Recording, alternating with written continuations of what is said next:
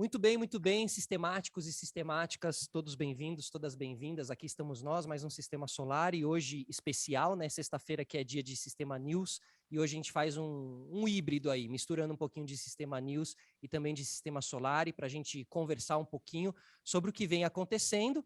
O que vem acontecendo tem muitos olhares, né? Tem muitas ramificações e a gente escolheu aqui falar um pouquinho do esporte, da repercussão que essa guerra e esse conflito entre Rússia e Ucrânia, quais são os ecos desse conflito dentro dos esportes, né? Aí envolve dinheiro, envolve Europa, envolve Champions League, eliminatórias de Copa do Mundo, envolve muita coisa.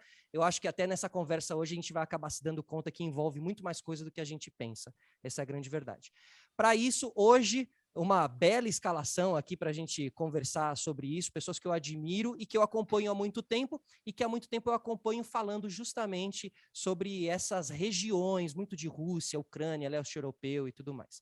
Gustavo Hoffmann, bem-vindo aqui ao nosso programa, obrigado por topar aqui o nosso convite. Felipe, prazer enorme estar aqui contigo e também com o André Fran, que eu, assim, a recíproca é a mesma, eu acompanho o trabalho de vocês já há muito tempo, sou fã, então é um prazer enorme estar aqui, apesar de um tema tão complicado, tão delicado. Exatamente, e por isso a gente vai ficar aqui, né, entre o prazer de se encontrar, mas aqui o nosso foco de falar realmente sobre um tema sério que não tem como, as imagens são terríveis, assim, a televisão, imagino, de todo mundo ligada aí, as imagens terríveis passando. André Fran, obrigado, cara, você já esteve aqui uma vez, né, algumas vezes, inclusive, e hoje mais uma, obrigado, tá? Pô, sempre que chamar, sempre que eu for escalado, estou à disposição.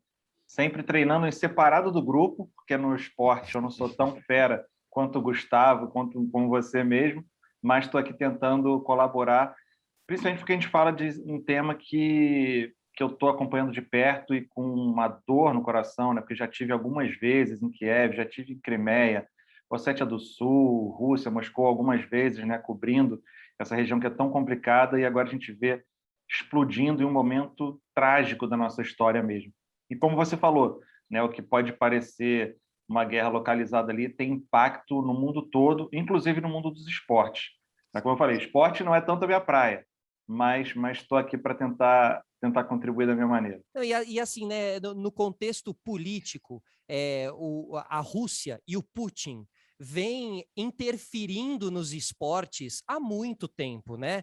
A gente já tem ali o documentário Ícaro, que revela ali todo o esquema de doping, muito arquitetado e escorado pelo Putin, né? Inclusive, eu também estou lendo, por coincidência, terrível coincidência, o protocolo russo, que é o livro escrito, né, pelo médico ali, que fugiu da Rússia e tal, explicando tudo. Então, assim, há muito tempo ele já vem interferindo, a gente pode dizer assim, em questões esportivas sem muito coração, que é o que ele mostra agora também, assim, ter muito pouco coração. Então, agora eu queria fazer uma introdução, assim, como as suas últimas horas aí, Hoffmann, como foram?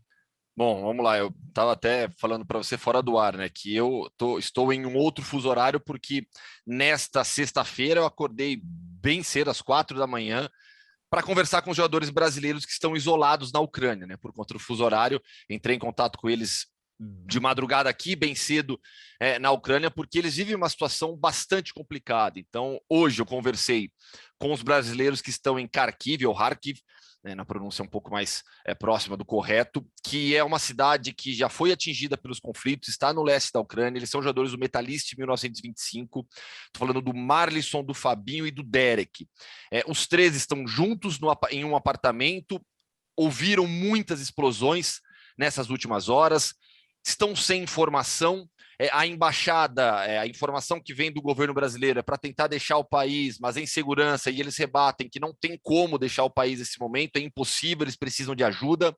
A orientação é para ir também buscar as estações de metrô, eles estão na dúvida se descem ou não para o metrô, eles não falam russo nem ucraniano, então há também a dificuldade da comunicação para esses jogadores, e é uma situação similar que vivem outros espalhados pela Ucrânia. Em Zaporígia, onde estão os jogadores do Zarya Lugansk. Zarya Lugansk é um dos clubes, assim como o Shakhtar Donetsk ou Shakhtar Donetsk, que tiveram que deixar as suas regiões em 2014 com o início da guerra no leste da Ucrânia. O Zarya saiu de Lugansk e foi para Zaporígia, cerca de 400 quilômetros a oeste. O Shakhtar, ele saiu de Donetsk, foi primeiro para Kharkiv, depois para Lviv e se estabeleceu em Kiev desde 2020.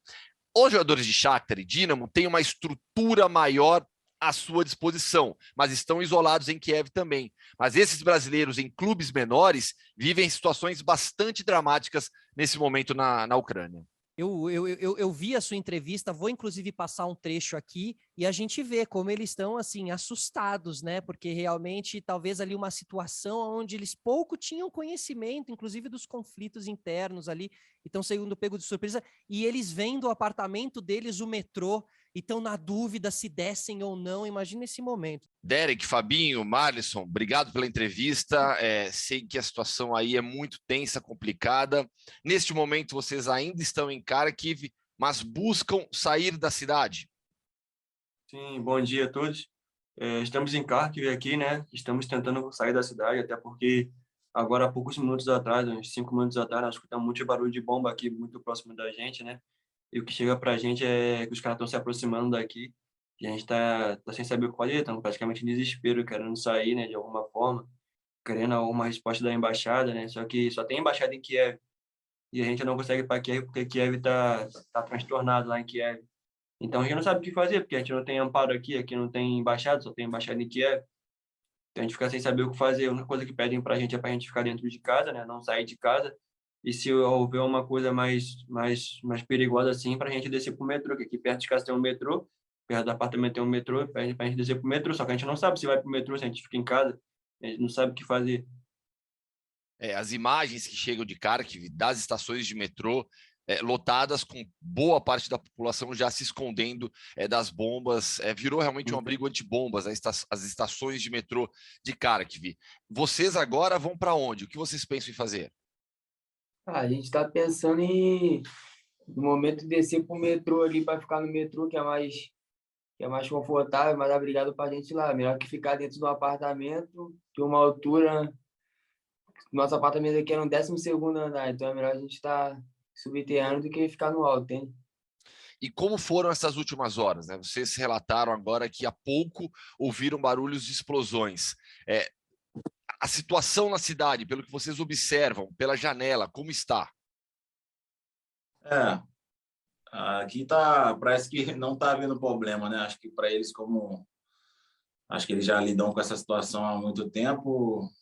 As pessoas andam na rua, mas a gente sabe que deve ter alguma coisa acontecendo pelas entradas do metrô, está cheio de gente, né? Acho que é o único meio de segurança melhor para esse momento, né? Tá dentro do metrô, que é no subterrâneo. Então agora é esperar, né? Esperar o que vai acontecer e torcer para que a gente possa estar resolvendo essa situação o quanto antes.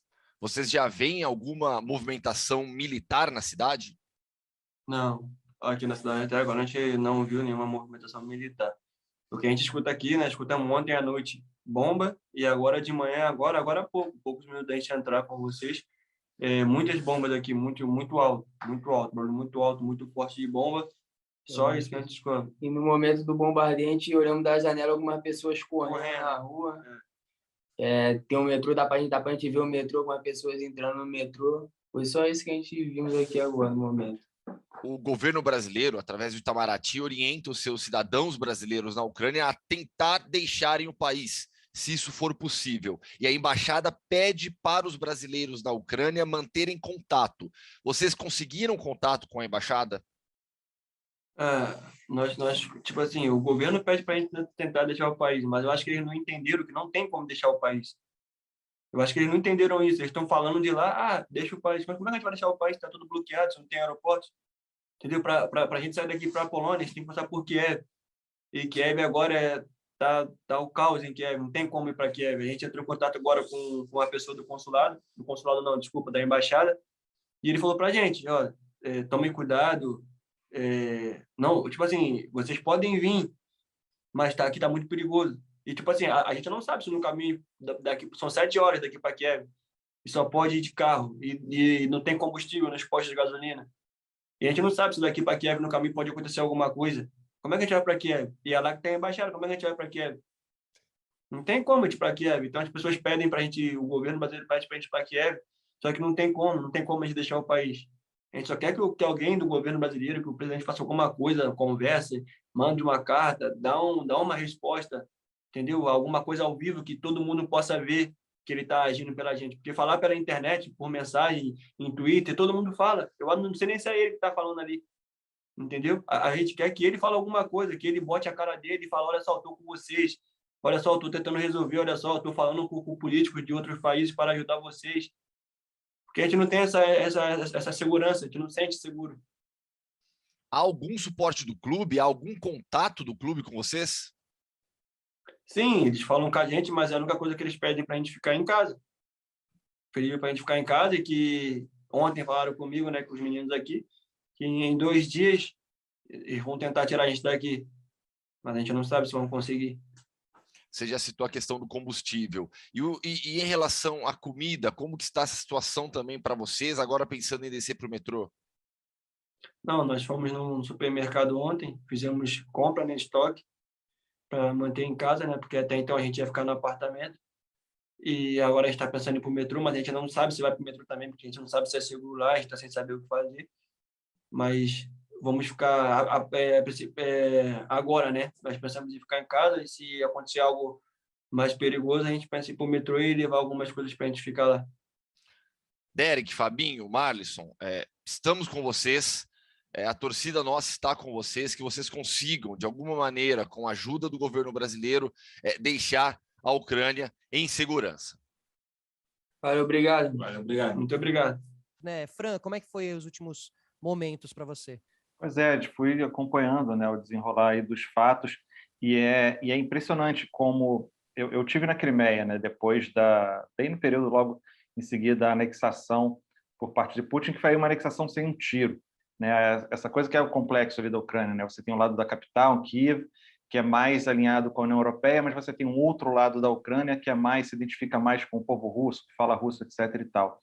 Então, ali na Crimeia, você teve um plebiscito depois dessa tomada e 96%, 97% responderam que sim, eles queriam fazer parte da Rússia, normal, tudo bem. Tive também na Ossétia do Sul, que também é um pouco mais aliada com a Rússia, mas ali guerra da Geórgia, né, para reconhecer a independência da Abkhazia, dessa Ossétia do Sul. Então, mortes, confrontos, quase 100 pessoas de um lado, 200 do outro, um total de 1.000 mortes, civis mortos, ou seja, uma coisa com uma proporção que não é uma larga escala, mas assim, né, com baixas e tudo mais. E a gente ficava pensando, cara, será que isso pode chegar ao ponto de o Putin reconhecer a independência de Donetsk e Luhansk? Será que ele pode ir além e pegar toda a área do Donbass para além das partes que os separatistas tomaram? Nossa, isso seria, né, uma atitude já radical. Gente, acho que por mais que Biden falasse e toda a inteligência americana apontasse, os especialistas do mundo todo não conseguiam acreditar que ele pudesse chegar aonde chegou, onde a gente está vendo agora. Bombardeio na capital Kiev. Se eu falasse isso 2 semanas atrás, o pessoal fala, não vai chegar a esse ponto. Isso é um ponto de começar aí uma terceira guerra, de abalar o mundo todo, na sua estrutura política, econômica, social. Então, é bem complexo. E para puxar para o lado do esporte, Solari, que é a proposta aqui, muito interessante o Gustavo falar, né, como é que os times tiveram que ser relocados. E mesmo antes desse período de guerra, quando eu estive lá em 2019, 2020, uma das pautas do meu programa, que não é tão focado em esporte, porque, como eu falei, não é a minha praia, não entendo, mas para a gente ver como é que isso também é um reflexo do que acontece no mundo. Porque eu fui falar, na época, com o Marlos, Dentin, Wellington Nem, que estavam jogando no Shakhtar Donetsk, em Kiev, na capital da Ucrânia. Já tinham saído porque a sua região, a região do seu time, jogava longe da torcida e tal, porque a região do time dele já estava em guerra. E aí a gente fez questão de mostrar para o público o seguinte: o pessoal imaginar, ele jogava em Donetsk, uma região lá do leste da Ucrânia, e aí bombardeio e tal. Imagina aquela coisa, cidade pequena, né, um lugar sendo bombardeado ali, um casebre ali. Cara, o estádio do Shakhtar foi bombardeado e é um estádio de proporções assim, novo Maracanã. É um estádio gigantesco, multimilionário, uma cidade grande, uma metrópole. Então, não é aquela coisa de conquista de pequenos territórios, não. É uma divisão no país, é um país que o próprio nome traduzido significa na fronteira, que está ali entre a Rússia e a OTAN e o Ocidente, numa situação muito delicada e que agora a gente vê uma situação da pior situação, né, que podia estar, que é a guerra. Ô, Hoffman, você falou justamente isso, né, de como não havia a menor, não hipótese, mas noção das pessoas ali de dentro mesmo, muitas vezes com boas informações, mas não havia essa noção de que eles avançariam tanto e que cairiam mesmo para chegar Exato. ali, né? O André lembrou, né? Assim, quando você pegar, antes de estourar tudo isso, né? As análises dos especialistas em geopolítica, especialistas na região, no leste, todas indicavam uma invasão, mas restrita à região, no máximo de Donbás, ultrapassando o cerco a linha do cessar-fogo e dominando, pegando toda a região de Donbás. Mas o que está acontecendo pegou muita gente de surpresa e foi tudo muito rápido. Então, os clubes, na comunicação com os atletas, vinham passando tranquilidade, porque na região onde os separatistas estavam, já não havia futebol. Já não havia nenhum clube jogando na região de Donbás. Todos já estavam fora.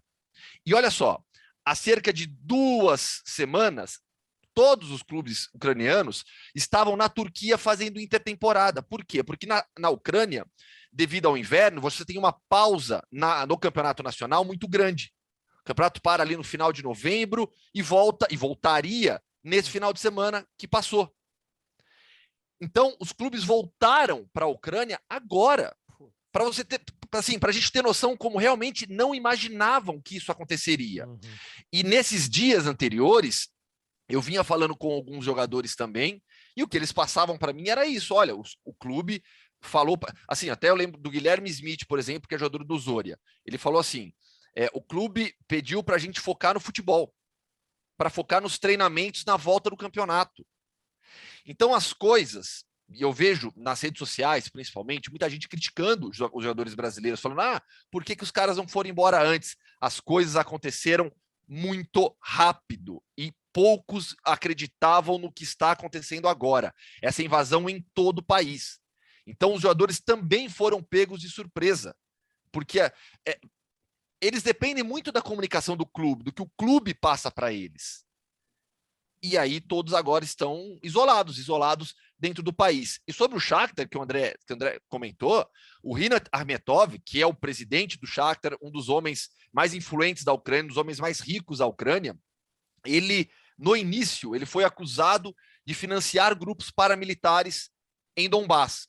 Nos últimos anos, a postura dele mudou bastante em relação a isso, e a gente viu nos últimos dias, com a invasão da Ucrânia, o Shakhtar Donetsk, através do seu perfil oficial nas redes sociais, se manifestar com a frase: nós resistiremos, e a bandeira da Ucrânia. Aí vocês falam, a gente fala isso dos jogadores, para a gente ter um pouco de noção, assim, a gente mais ou menos sabe como é a realidade deles. Financeiramente, eles têm todas as possibilidades de sair da Ucrânia a hora que eles quiserem. Se eles precisarem fretar um avião, eles fretam um avião. Nem né? todos. Um jatinho. Nem todos, Felipe. Nem todos. Os jogadores do Shakhtar, sim. Os jogadores do Zorya, não. É diferente. Mas, de qualquer modo, é algo que eles sempre falam, né? Eles são estrangeiros, eles em algum momento vão conseguir deixar o país. Mas e os ucranianos? O Júnior Moraes, né? O jogador brasileiro que se naturalizou ucraniano, correto? Correto. Ele e o Marlos, que o André entrevistou também, o Marlos já de volta ao futebol brasileiro, né? O Marlos, quando eu conversei com ele em 2019, 2020 de novo, ele não pensava em sair da Ucrânia. E a gente fazendo ali um trabalho, né, político, perguntava para ele mais as questões de geopolítica, né, de sociedade, do que de futebol, mais propriamente. E perguntava: você não teme essa situação? A Ucrânia é sempre uma situação delicada. Zelensky tinha assumido, então tinha aquelas leis anticomunismo, tinha vindo de uma Euromaidan e tinha toda esse imbróglio com o Trump também na época, lembra? Tentavam até falar em, será que vai rolar um impeachment do Trump? Ele pressionando o Zelensky para entregar coisas sobre o Biden e tal. E ele falava: não, estou aqui estabelecido, aqui é super tranquilo, estou em Kiev, meus filhos em escola boa, eu moro num lugar legal. Ou seja, a mentalidade desses jogadores que planejaram o seu futuro para ficar ali, cara, como o Hoffman falou, foi de um estalo de, começou a guerra, já estão tomando tudo, e agora? Fico pensando no, assim, Dentinho e Marlos tiveram um timing, assim, tragicamente Porque o Dentinho acabou de voltar depois de muitos anos. Acho que talvez então para o Marlos tenha sido a principal escapada, digamos assim, porque ele é ucraniano, né? Teria que estar lá. E houve E houve o contrário, né, no timing errado, infelizmente, do David Neres, que foi contratado faz um mês, 2 meses, 2 meses do Ajax, contratado pelo Shakhtar.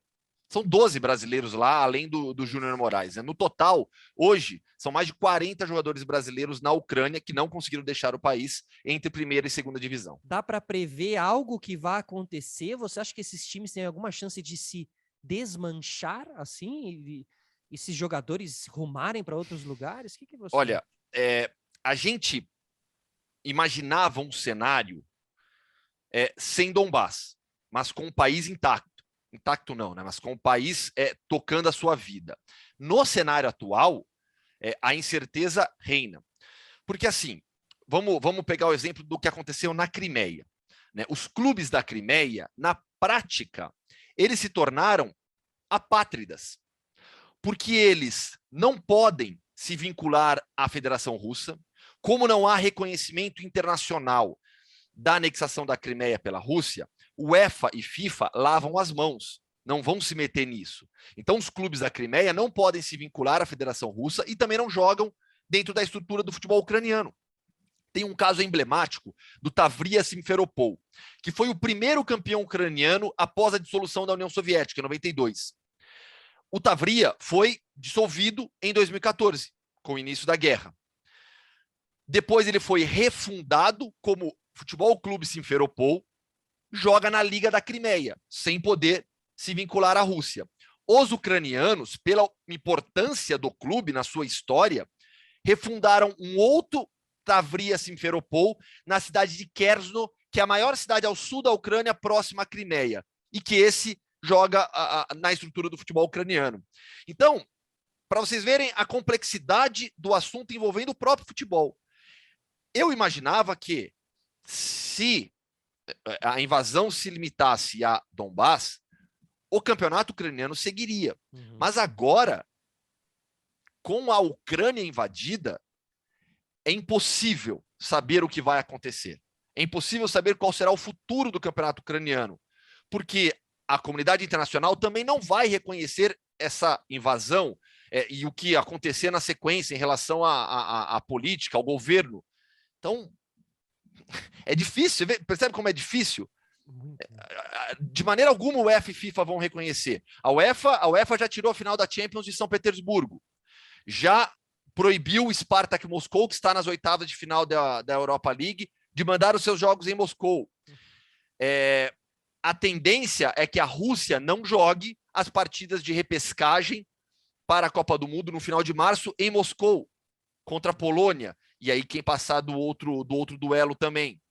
Então, aos poucos, as sanções aos clubes, as sanções econômicas já existem por parte de União Europeia, Grã-Bretanha e Estados Unidos. As sanções esportivas, aos poucos, vão chegando. Então, é de uma complexidade enorme, mas tudo depende da escalada da violência dentro da Ucrânia e, de fato, o que será do governo e do país ucraniano. O André, a Fórmula 1 também suspendeu a etapa hoje, né? Também, né? Também. E o que será da Ucrânia, André, assim, e como que a Rússia fica como nação, e aí também o Hoffman falando assim, não, e a Rússia jogar a repescagem, a Rússia tem tudo para virar o grande vilão, assim, né? Que a Europa e o mundo passe a ver a Rússia, e isso vai acabar repercutindo, de repente, num jogo de futebol, assim, como que você enxerga? Quais são os próximos passos, você acha? Pois é, eu acho que na prática, primeiro que a Rússia é um país muito autossuficiente, né? Isso faz parte de um planejamento russo, um planejamento que passa muito pelo Vladimir Putin. Ele está acostumado a ser considerado pária no mundo todo. Ele não está nem aí. Ele encara o resto do mundo como o resto do mundo, né? Eu odeio usar essa expressão, mesmo que a gente usa coloquialmente no resto do mundo, mas para ele se aplica exatamente assim, porque ele vê dessa forma. E dessa vez a gente viu, para muito além das decisões do ex-ditador KGB, estratégico, frio, né, um autocrata cruel, eu chego a dizer um ditador mesmo, mas a gente viu ele, exatamente, você viu ele agora colocando a emoção do czar de volta ali na mesa, né? Na declaração dele, totalmente fora do tom, uma coisa assustadora para os maiores especialistas e estudiosos de Rússia, ele negou a existência da Ucrânia. Sim. Ele falou que aquilo ali não é nem país, né? Com essas palavras. Então, eu acho que ao mesmo tempo, ele se prepara, ele tem toda a autossuficiência. As sanções, quando excluem a parte energética, ele também fica tranquilo, beleza, vai ser um peso, mas vai ser um peso muito mais do povo do que para as decisões estratégicas do governo russo. Então, eu acho que o lado negativo para ele, o lado que podia afetar ele, ele já está calculado. Inclusive, uma invasão na proporção que a gente está vendo, isso já está como um plano, não digo nem B, mas um plano A guardado escondido ali há muitos e muitos anos. Né? E ele com esse sonho de grande Rússia, de voltar a uma Rússia imperial e forte, né? Porque ele começa a entrar na política ali, ministro de Yeltsin, no momento que a Rússia, com o fim da União Soviética, estava em frangalhos. Então ele via criança comendo pão no chão da rua, do solo do metrô. E ele, você vê que ele agora cada vez mais começa a deixar aflorar esse lado dele, esse sonho dele de czar, como você colocou muito bem. Então, eu acho que ele está acostumado, ele não vai se importar com essa imagem para a Rússia. Na prática, as sanções não vão afetar tanto assim para os objetivos dele. O povo vai sofrer um pouco, mas a Rússia é muito autossuficiente. As sanções não foram além do que ele poderia segurar ali também. Então, indo mais, só para não me estender, é uma dinâmica de conflito também que, claro, a gente condena a invasão, obviamente, né, condena Putin, mas não tem bonzinho, né? Mas uma rede de interesses ali, a Ucrânia vivendo um momento de radicalização, de perseguição, de leis anticomunismo, de muitos grupos extremistas também chegando ao poder depois da Revolução do Euromaidan, muitos grupos associados até ao neonazismo ganhando legitimidade e cargos no governo. Então, é muito complexo, tem herói e tem vilão de todos os lados, mas, de novo, claro que a gente condena, em primeira instância, a invasão de uma potência como a Rússia, em desacordo com qualquer tipo de decisão da comunidade internacional, a um país muito mais fraco que a Ucrânia, né? 10 vezes mais fraco que a Ucrânia. O objetivo dele ali é uma unificação, é realmente fazer uma nova União Soviética? O que ele está buscando ali? Solari, eu tenho medo agora de fazer qualquer previsão.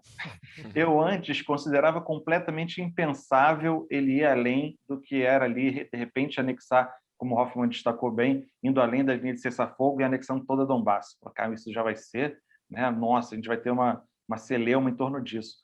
Agora a gente já vê a Suécia e Finlândia correndo atrás de, olha, eu quero me filiar à OTAN também, porque sei lá o que isso pode acontecer, e de repente eu sou o próximo aqui a ser anexado, e aí começam a falar em China, isso pode ser um exemplo para a China com Taiwan, não acredito, mas só estou falando como é que discussões que estavam frias no cenário político internacional começam a reacender de forma lamentável, né?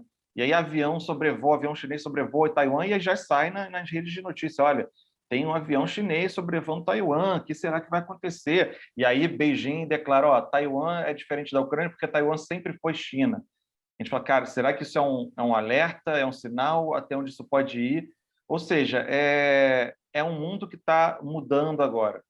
Né? Desde essa invasão, a gente vai ter toda, por mais que eu falei anteriormente, né, de que Putin já tinha colocado na equação ali as sanções que ele podia receber, o que poderia acontecer. A gente não vê uma ação militar de maior escala, porque ninguém vai entrar ali para peitar uma potência nuclear como a Rússia, mas sim, vai ter muito sofrimento para o povo, vai ter inflação, vai ter refugiados indo para a União Europeia, já estão chegando na Polônia, então vai ser um novo mundo com muitas e graves consequências, até quando você tem, historicamente, acontecendo com a própria Rússia, ataque de uma força muito maior, uma força muito mais fraca, terrorismo. Né? Quantas explosões de homens-bomba a gente não viu em resposta da Chechênia à opressão russa quando eles estavam querendo se separar. Então, infelizmente, é um novo mundo e um novo muito pior depois que Putin decidiu invadir a Rússia dessa maneira. Invadir a Ucrânia, desculpa. Ô Hoffman, como é que ficam os grandes eventos assim? Você acha que A gente tem uma ameaça, né? Acho que estão todos meio on hold nesse momento, assim. Acima de tudo, para mim, a Rússia corre um risco enorme de ser suspensa das competições esportivas. Isso existe. Já houve, em tempos recentes, todas as punições ao esporte olímpico russo por conta do doping, mas agora a gente está falando de seleção russa de futebol, e a gente pode pegar o exemplo que já aconteceu da Iugoslávia nos anos 90, quando é impedida de participar da Eurocopa e, inclusive, a sua substituta convidada, a Dinamarca, ganha a Euro. Até os jogos da repescagem, eu acho que há pouco tempo, os jogos da repescagem acontecem no final de março. Que eu tem acho que há Rússia pouco e tempo. tem Ucrânia, correto? Sim, mas a Ucrânia joga fora de casa. A Ucrânia não joga em casa, joga fora. O grande problema para a Ucrânia, que a UEFA vai ter, UEFA e FIFA vão ter que resolver, é como a Ucrânia vai juntar uma seleção. A base da seleção ucraniana é formada por Shakhtar e Dinamo. Os homens ucranianos não podem deixar a Ucrânia nesse momento. É a determinação do governo, porque eles estão sendo convocados para a guerra. Então, hoje, é impossível a Ucrânia juntar uma seleção de futebol. O que vai acontecer nessas próximas 3, 4 semanas vai definir isso. A Rússia pega a Polônia para avançar para o último jogo, que também seria em Moscou, para buscar a vaga na Copa do Mundo. Até lá tem pouco tempo para uma decisão de expulsão da Rússia. Mas esses jogos em Moscou, os adversários já afirmaram que não pretendem ir. A Polônia, o André sabe melhor do que eu, hoje é uma rival política da Rússia no cenário geopolítico. Então, há, para mim, um risco grande de exclusão da seleção russa de uma eventual classificação para a Copa do Mundo. Até mesmo de suspensão da Federação Russa e, consequentemente, dos clubes russos. Eu já citei o caso do Spartak Moscou, que vai jogar oitavas de final de Europa League. E o futebol russo foi diretamente atingido pelas sanções econômicas. Na lista de empresas afetadas diretamente, divulgada pelos Estados Unidos, consta o CSKA Moscou. Porque o CSKA Moscou é um clube cujo maior acionista é o Banco VEB, que também está na lista de sancionados. E o CSKA se tornou apenas o segundo clube sancionado economicamente pelos Estados Unidos. O primeiro era o Armat Grozny, de Grozny, na Chechênia, que o André já citou, acusado pelos Estados Unidos de vínculos terroristas. O Armat Grozny, que mudou de nome, era Terek Grozny, mudou de nome para Armat em homenagem ao pai do Ramzan Kadyrov, presidente da Chechênia, que é presidente do clube. O pai dele foi assassinado em um atentado terrorista no estádio do então Terek Grozny. Olha como futebol e política já estão sempre ligados. No leste europeu, isso é ainda maior. Outro clube que será afetado pelas sanções é o Sochi. Sochi é a pérola do tesouro do Putin. Putin trata a cidade de Sochi, banhada pelo Mar Negro, um balneário para os russos, na região de Krasnodar, onde o Brasil ficou na Copa do Mundo, como um polo de investimento. Ele sempre quis transformar Sochi em um polo turístico mundial. Teve uma Tanto é que ele direciona. lá, né? Teve a Olimpíada de Inverno, levou para lá o circuito de Fórmula 1, criou um time profissional que é o Sochi, que pertence a quem? A Boris Rotenberg, um dos bilionários russos, amigo do Putin, amigo do governo russo, e que também foi sancionado pelo governo. Então há uma escalada de problemas, falando especificamente de futebol na Rússia. Posso acrescentar um, Hoffman? E entrando na sua área aí, você me corrige, você sabe muito melhor. O Roman Abramovich, né? O dono do Chelsea, parece que foi proibido de ficar na Inglaterra, mesmo tendo entrado com passaporte israelense, por conta das suas ligações com o Putin, com o governo russo. Então começa a sair para além, segue no esporte, segue no futebol, mas sai além do futebol russo, né? Vai começar a afetar clubes de fora e tudo mais. Afeta o futebol internacional. E esse Polônia e Rússia é melhor sem torcida, né? Primeiro tem que decidir aonde vai acontecer ainda, né? Porque assim, a Polônia pega a Rússia, quem ganhar pega o vencedor de Suécia e Tchequia para decidir a vaga na Copa, e os dois jogos seriam em Moscou. Nossa. Mas, aliás, as três seleções já se manifestaram contrariamente à viagem para Moscou. É lógico, ninguém vai querer pisar lá, né? Agora, André, e Chernobyl? não esportivamente falando, mas onde Chernobyl entra nessa história, qual é o real interesse do Putin em ir lá mexer naquele lugar ali? Chernobyl, muita gente não sabe desse detalhe, ou não atentou para esse detalhe, ele fica no menor caminho entre a Rússia e a capital Kiev. Se você for pegar ali, traçar uma reta de Kiev mais próxima, um caminho mais direto para a Rússia, você vai atravessar pela região de Pripyat, que é a cidade onde fica a usina de Chernobyl. Mais do que isso, primeiro, é uma região que está toda estruturada, porque você tinha uma cidade pujante e grande ali antes do acidente nuclear, quando foi evacuado. Todo mundo teve que abandonar suas casas às pressas, né? Eu tive 2 vezes em Chernobyl e parece estar num cenário de filme zumbi, porque você vê as casas, era a cidade, de novo, no nosso imaginário fica sempre, né, quando você pensa uma cidade desabitada, uma coisa pequena e tal. Não, escola, cafeteria, cinema, hospital, prédios, tudo abandonado, como se as pessoas tivessem deixado aquilo ali e a natureza tomando de volta, e rachadura, e árvore crescendo na entrada dos prédios e tudo mais. Então, você tem toda uma estrutura apocalíptica. Então, você tem toda uma estrutura ali, avenidas, ruas, bairros, tudo estruturado, não utilizado, né? Ou seja, é um lugar que seria ideal para você manter tropas, organizar veículos, armamentos, baterias e tudo mais.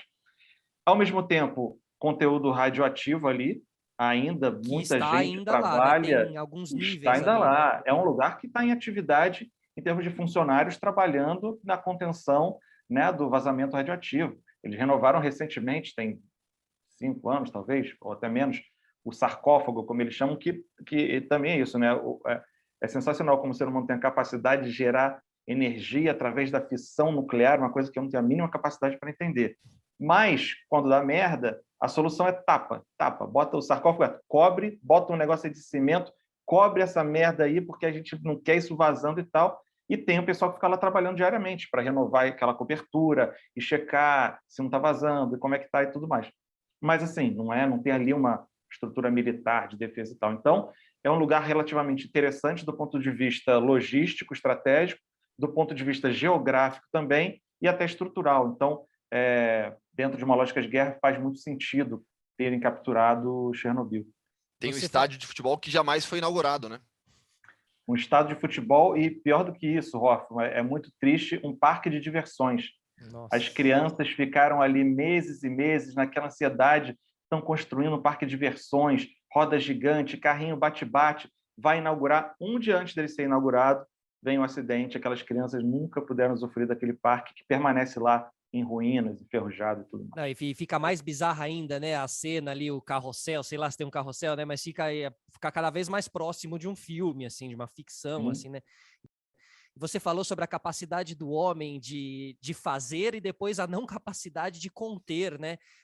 Quando eu fui no vazamento de petróleo lá o desastre de petróleo da British Petroleum no Golfo do México, foi exatamente isso. Eles têm a capacidade para perfurar, mas quando o cano estoura, eles não sabem como tampar aquela força do petróleo saindo. É algo inerente ao homem.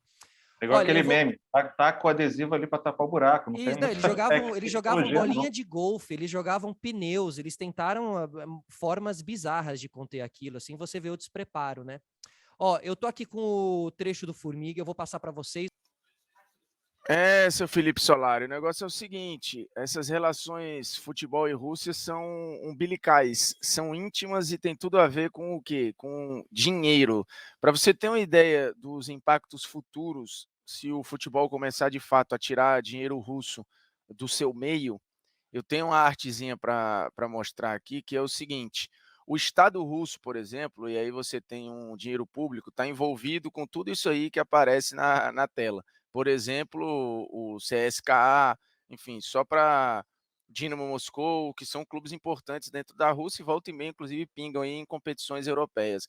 A Gazprom é um dos patrocinadores mais fortes da Liga dos Campeões, é um dos patrocinadores mais fortes da FIFA, ou seja, está envolvido com a Copa do Mundo e tem muitos braços, né? É uma empresa trilhardária, está no Estrela Vermelha, enfim, está em outras equipes.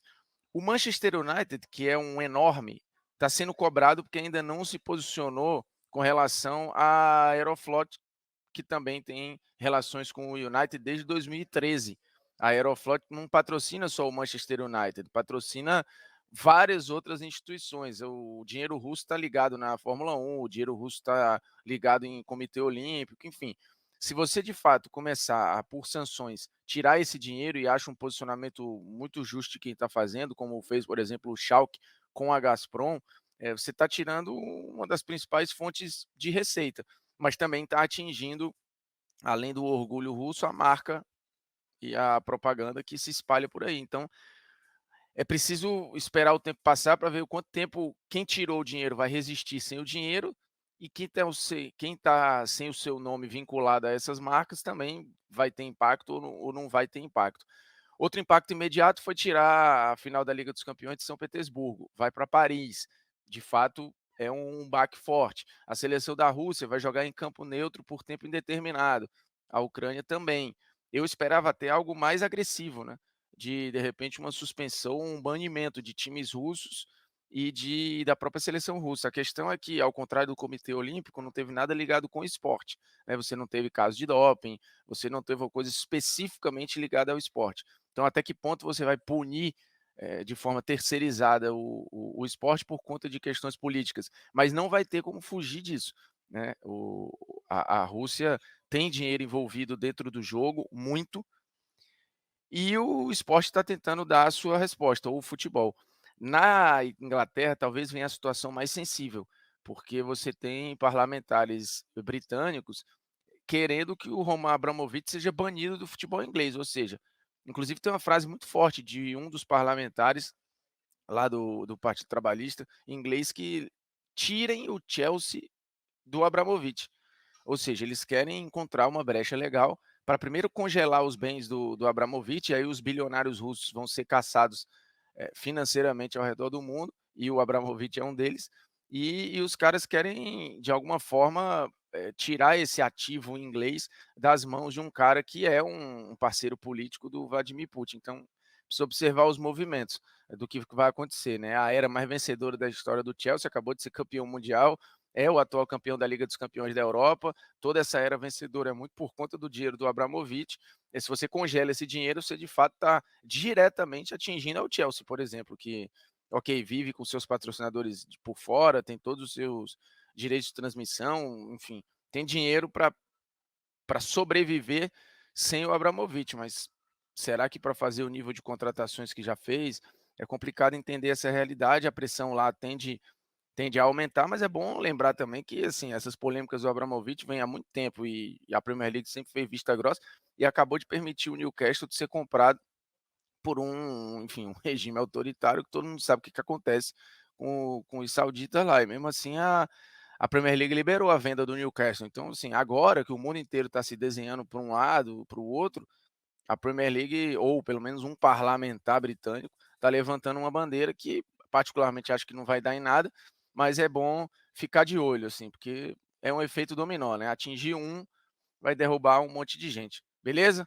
Beijo, Solari. Um abraço. É nóis. Tamo junto. Muito bem, essa visão aí do Bruno Formiga, né, trazendo contextualizando aí bastante essa questão de Premier League, como esses milionários russos aí, né, o Abramovich no caso do Chelsea, que o Abramovich tem relações com o Kia Jorabichian, não, o Hoffman? O Kia é russo também, não? Sim, o Kia Jorabichian, ele é hoje um dos principais agentes de futebol e tem muitos atletas ligados ao Chelsea e tem sim um ótimo relacionamento com o Chelsea, com o Roman Abramovich.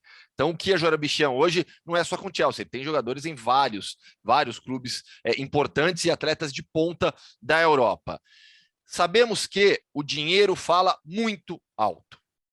Assim como nos últimos dias ficamos surpresos com a velocidade dos acontecimentos e com a expansão dos acontecimentos, a gente precisa esperar os próximos dias ou próximas semanas para entender até onde isso vai.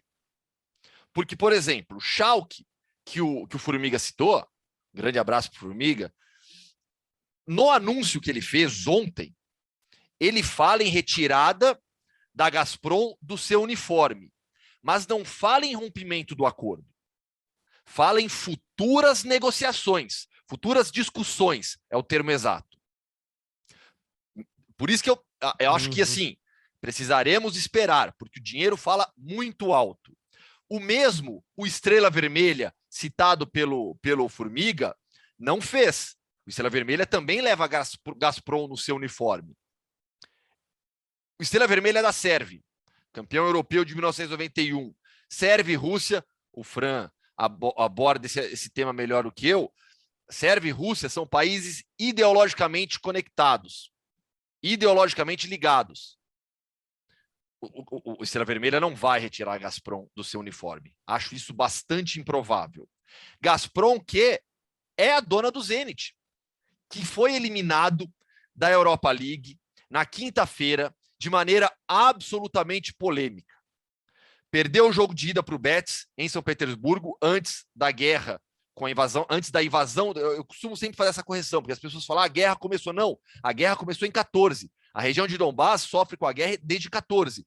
A gente vive agora o ápice da guerra com a invasão russa na Ucrânia, mas o Zenit, na semana passada, jogou com o Betis em São Petersburgo, perdeu por 3-2. Na quinta-feira, em Sevilha, aos 45 minutos do segundo tempo, marcou um gol anulado com a ajuda do VAR em uma falta absolutamente polêmica. Absolutamente polêmica. Se você pegar o lance ao pé da regra, você vai achar um pisão de um jogador do Sevilha, de um jogador do Betis, jogador do Sevilha. Mas é uma falta que em outros jogos, em outras situações, árbitros deixam passar. E do lado de fora do estádio, Benito Villamarín, em Sevilha, protestos contra o Zenit, protestos a favor da Ucrânia. Então, assim como a gente falava sobre a questão dos clubes ucranianos, que a gente precisa esperar para entender o que vai acontecer, o que será do país Ucrânia, a gente precisa esperar também para entender essa relação do dinheiro, do poder com as instituições dentro da Europa. Fran? Pois é, e a gente vê com isso o quanto o esporte, o futebol, são importantes para o soft power desses países, principalmente esses países que precisam aí do famoso sports washing, né, de dar uma limpada na sua imagem utilizando os esportes. A gente vê desde a China com a NBA, né, todo mundo lembra a situação que foi quando o GM lá do Rockets foi dar uma opinião nas redes sociais sobre a situação das manifestações em Hong Kong, né? Todo apoio aos manifestantes em Hong Kong. Cara, a China falou, opa, peraí, segura, não é bem assim. Aí a gente vê jogadores, até aí quando explica a situação do dinheiro, que o Hoffman, né, destacou tão bem, aí você vê o LeBron James falando, não, a gente aqui está só jogando, não quero meter com a China. Pessoal que é ativista também, na hora que vai segurar no bolso, fala, opa, deixa eu ver aqui como é que vai ficar. E o Formiga também, grande Formiga, falou aí do MBS, né, do líder de fato dessa ditadura da Arábia Saudita sanguinária, que esquarteja jornalista, que mata gays, que corta a mão em praça pública, corta a cabeça de oposição, que decide simplesmente patrocinar fórmula de carro eletrônico, evento de motocross, de golfe e um clube da maior liga de futebol do mundo, que é a Premier League, né, quando ele patrocina o Newcastle. E tudo bem, né, só caramba, mas o esporte então... Não, porque a Arábia Saudita mantém relações com os Estados Unidos, com tantos outros países, ninguém vê, né, a gente falar tanto do absurdo que é o tratamento das mulheres na Arábia Saudita. Eu estive na Arábia Saudita no mês que as mulheres estavam sendo autorizadas a entrar em estádios de futebol pela primeira vez. Meu Deus. Mesmo assim, mulheres selecionadas previamente, que só ficavam em um lugar determinado e separado no estádio, e, obviamente, cobertas da cabeça aos pés. Então, selecionadas previamente é muito bizarro. Sim, autorizadas. São mulheres, né, que estão em ligações com a federação, com o governo e tal. Não é qualquer mulher podia. Agora, mulheres estão liberadas no estádio da Arábia Saudita. Calma lá, não é exatamente assim.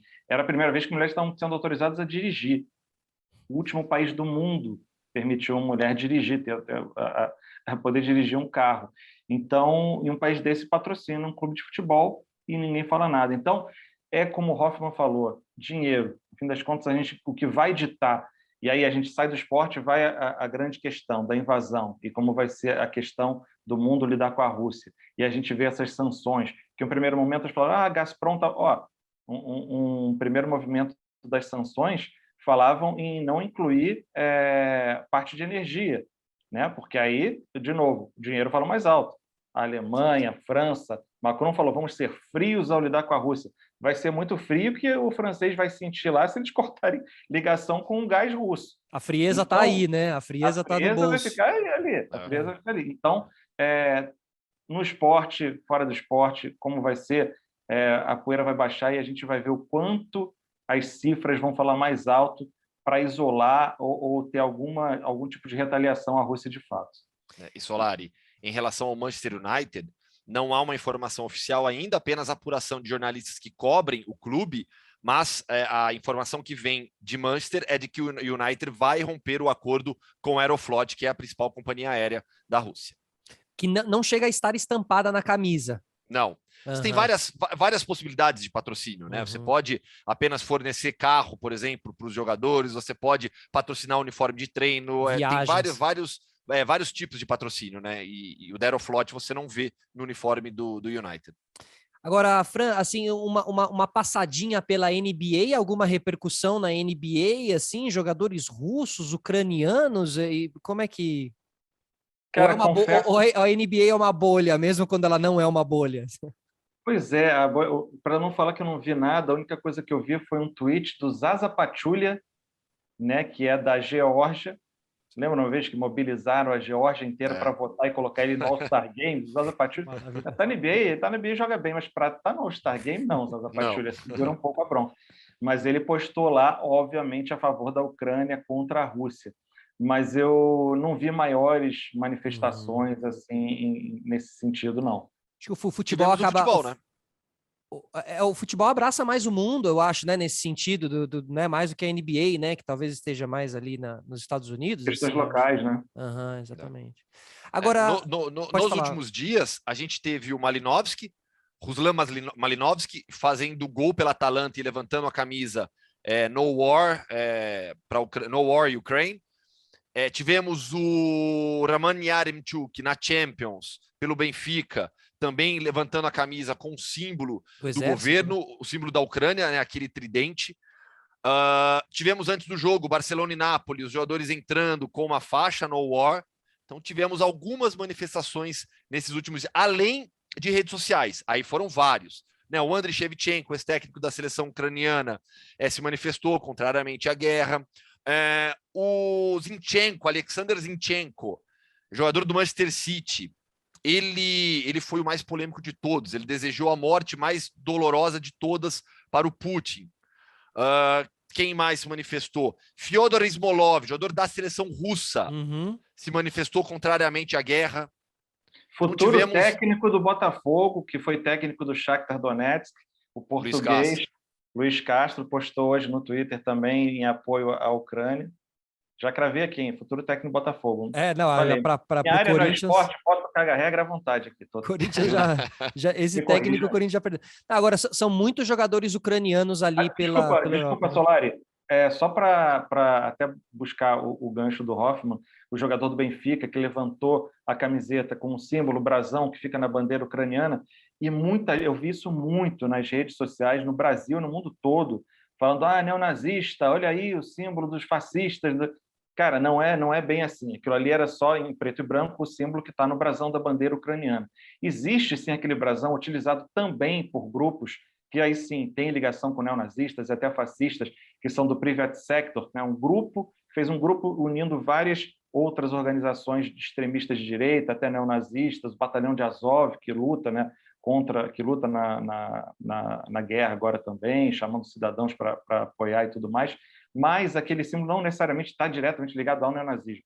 Né? E até a bandeira da Ucrânia, num formato vermelho e preto, com aquele brasão, é o símbolo desse grupo, né, de extremistas de direita, mas o brasão, aquele mesmo brasão, está na bandeira do país, Ucrânia, que não dá para a gente generalizar e dizer que é tudo neonazista também. Como Putin falou, vamos desnazificar a Ucrânia. Calma lá. Como muitos símbolos, né, inclusive, que o nazismo acabou tomando e que tem até símbolos hindus, né, se não me engano, o próprio símbolo principal ali não era, né? Essa deturpação dos símbolos, né? Eu queria meio caminhar aqui para o final para a gente deixar alguns conteúdos assim que possam ajudar, assim, né? Eu estava vendo o próprio Ícaro, eu acho que é um bom conteúdo, né? O Inter, documentário que fala sobre a Ucrânia ali, Winter on Fire, né? O inverno. Esse é para ver com certo cuidado, que ele mostra só um lado, né?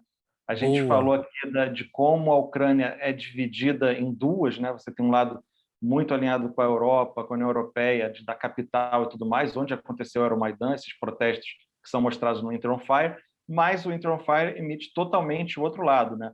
O lado dos extremistas que fizeram parte ali desse levante e ganharam depois representatividade, o outro lado que é pró-Rússia, quer ser pró-Rússia também. Então, é um belo documentário, mas para ser visto com um olhar crítico. Com moderação. Não, ótima observação. E A Sombra de Stalin também, que está no Netflix também, e que não assisti ainda, mas me disseram que é um bom conteúdo também. Um pouco para contextualizar, né, sobre o que está acontecendo. Quem estiver assistindo a gente aí, quiser mergulhar em mais conteúdos. Quem quiser mergulhar... Do Brian Fogel, do Icarus, que eu acho excelente, ganhou o Oscar por Icarus, ele tem o The Informant, que aí ele fala mais sobre o MPS, sobre a ditadura sanguinária da Arábia Saudita. E também é muito bom. Como é que ele conseguiu... Nossa, não, esse aí é muito... Eu não sabia que era dele, cara. É do mesmo, ele é fera. Esse aí é assustador, porque você entende toda a questão do jornalista, né? Que foi morto. Exatamente. Tem um outro chamado... Posso dar uma dica também? Pode, por favor. É um filme antigo, um documentário antigo, já de 2010. Ele é anterior ao período da guerra, mas que te contextualiza perfeitamente o que era, pelo menos, o Shakhtar para a região de Donetsk. É um documentário que se chama The Other Chelsea, A Story from Donetsk. Ele é de 2010. Você pesquisar na internet, você acha o filme à disposição. Eu não lembro, não sei se tem no YouTube, mas você acha o filme inteiro, tá? Tem legendado em inglês, vai dar para achar. É maravilhoso para você entender o que é o Shakhtar. Tá? Você entende bem o que significa o Shakhtar. Então é The Other Chelsea, A Story from Donetsk. Legal, né? O outro Chelsea, né? Eles se consideram um pouco nesse... Eu vi ontem, procurei nos streamings, não achei nos streamings, mas ele tá disponível pela internet ali, YouTube, ou então se você quiser outros caminhos aí é com você. E tem um outro documentário também, não tem tanto a ver com o tema, mas chama Assassins. E aí fala mais sobre a Coreia do Norte, não sei se vocês viram. Assassins. Não. Muito bom. Depois eu vou passar o link para vocês que eu acho que vocês vão gostar bastante. Bom, pessoal, obrigado pela conversa. A gente tentou contextualizar. Quem sabe mais para frente aí com o desenrolar das coisas, a gente não se encontre para falar a próxima Copa do Mundo e tal, e para repercutir um pouco mais. Quero encontrá-los pessoalmente também, tá? O André Fran já esteve aqui. Gustavo, quero te encontrar aqui um dia para a gente fazer um programa pessoalmente, mas muito obrigado, tá? Hoffman, valeu mesmo pela presença. Eu que agradeço demais estar aqui com vocês. Grande abraço. Obrigado. André Fran, obrigado, viu? Valeu, pessoal. Prazer esse papo, hein? Próxima vez, só chamar. É isso aí, muita sorte ao Botafogo. E um abraço grande para o Bruno Formiga também aqui com a participação especial. Esse foi o quarteto de hoje. Obrigado a todos, um beijo para quem é de beijo, abraço para quem é de abraço. Até a próxima. Tchau. Boa. Gente, obrigado, tá? Boa. Valeu, galera. Bom demais o papo, cara. Bom demais. Muito legal, meu. Muito legal. Eu vou mandar os links para vocês depois quando tiver. Já vou mergulhar na edição aqui e já mando para vocês, tá bom? Demorou. Valeu, valeu.